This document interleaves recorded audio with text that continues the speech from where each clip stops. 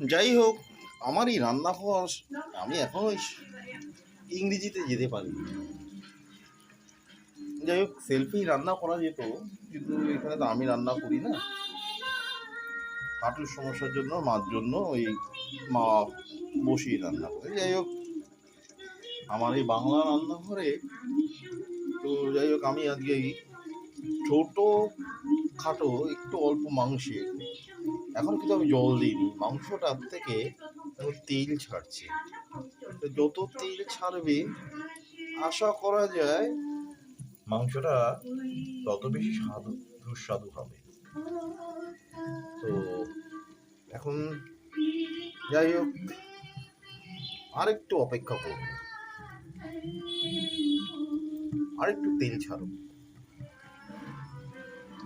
হ্যাঁ, একটা কাজ করছি, আমি আলুটা দিয়ে দিচ্ছি। 4টে আলু দিয়ে দিলাম।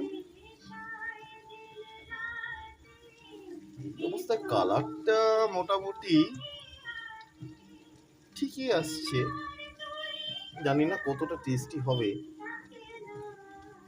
এই দোকানটিতে রেওয়াজি মাংস প্রসিদ্ধ। আজকের দোকান না, ঢাকুরিয়া বাস স্ট্যান্ডে ছোটবেলা থেকেই এই গোলামের মিট শপ ভীষণই বিখ্যাত। জন্মলগ্ন থেকে পরেই যখন থেকে একটু জ্ঞান হয়েছে, তবে থেকে আমরা আমাদের গোলামের মিট শপ এখনো ভীষণ প্রসিদ্ধ। সকালবেলা মাংস কাটার সাথে সাথে এখনো বিশাল লাইন। যাই হোক, দেখা যাক।